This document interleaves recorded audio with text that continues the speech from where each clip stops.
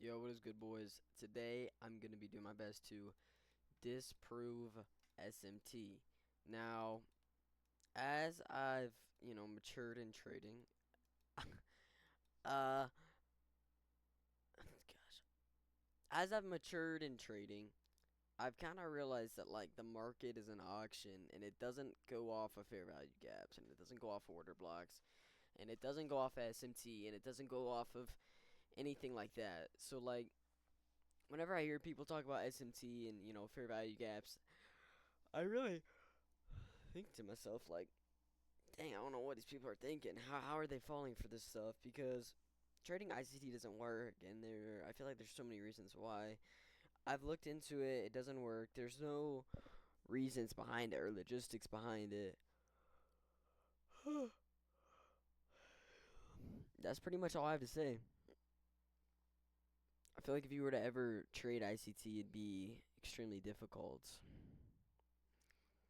And I'm just going to get into today's topic, which is disproving SMT. Now, why do I think SMT does not exist? There's a couple reasons. The first reason is whenever you have two, assets that move together, like the Nasdaq and the S&P. The Nasdaq is 100 companies, and the S&P is 500. Okay, if a news event or just one of these companies is doing better, and one of these companies is the same, okay, then obviously this is going to rise higher than this. So whenever we form the high and the S&P makes a higher high and the Nasdaq makes a lower high, that doesn't mean anything. It does not play into order flow. It has no market. It is useless information in the market, okay? Now,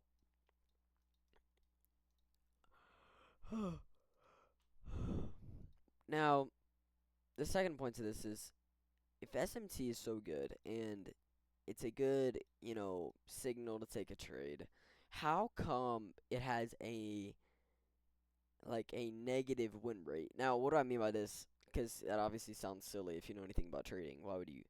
Obviously, that sentence sounded silly.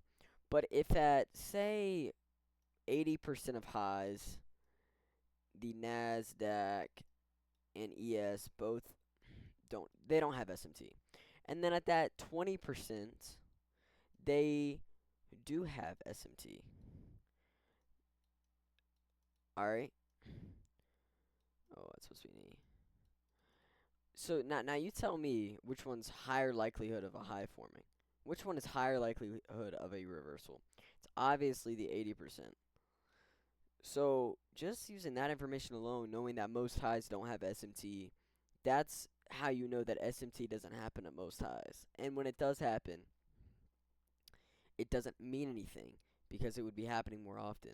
And I feel like this is just such a silly topic to even talk about, but I genuinely don't understand how people can believe in SMT. It just seems so silly. These are companies. These are not, there's no such thing as big money. That doesn't exist. You can look at the people at Wall Street say that big money does not exist. Liquidity sweeps do not exist. None of that stuff ever exists and doesn't work. None of it exists. You may be like, well, price took out this high, sweeping liquidity, and then moved down. No, price took out this high. It rallied into what seems to be, a point of balance between this high and this low. And the fact that it took out this high does not mean anything. Not a liquidity sweep. Like liquidity sweeps, they do not exist in the market. There is no such thing as liquidity sweeps. And you can ask the people on Wall Street, and they're gonna tell you that. The actual traders that actually make hella money and like billions of dollars and millions of dollars a day, $100 million in a day. These people are not trading liquidity sweeps. And I think it's so silly that y'all's ever say that. Okay? So you tell me if you have two assets that are not related but are correlated, if they're going to form divergences. Yeah, obviously, but it does not play into market relevance at all. It never will. It never can. It's illogical and doesn't make sense. And if you can prove to me it does, that'd be nice. But I don't think it does. I think if I used to have ES and the Nasdaq pulled up, and You know, you can see if one's overextended or underextended, but at the end of the day, that information is going to be useless because the markets just keep doing what they're going to do. These they do not trade. Not these two trade the same, but say that like this is what price action looks like on NQ, right? And this is what price action looks like on the Nasdaq. Now you're probably thinking to yourself, okay, look, the NQ is way lower than the Nasdaq. The Nasdaq's probably going to shoot down to try and balance itself out. But now you're thinking, oh wait, hold up, what if this is the right one and this one has to now shoot itself up? So now you got a bullish bias on the Nasdaq, a bearish bias on ES. It's just it can go both ways all the time. And that's why SMT doesn't work because it has no market relevance. It does not play into order flow. There's no way it can work.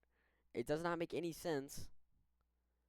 Big money does not exist. So if SMT is based on big money, smart money techniques, then you tell me how if that does not exist, smart money techniques, how can SMT even exist as a concept? Okay, and the answer is it doesn't exist. Obviously, whenever you have two correlated assets, they're going to form divergences, but that does not mean it has any form of market relevance because there's a higher likelihood it does not form a divergence. So if you can talk to me about freaking reverse SMT where there's not an SMT forming a highs, I'd be more intrigued than SMT in the first place. So just a little piece of my mind thought I'd give to the internet because I know that like a lot of people trade ICT, which is fake and a fraud, and his concepts don't work, and the ones that do work he took from people. He stole from Wyckoff himself, but I mean, yeah, you can read it in his YouTube bio. Yeah, he's a horrible person. ICT's a horrible person. But yeah, so that's pretty much it. That's all I got. That's why SMT does not exist.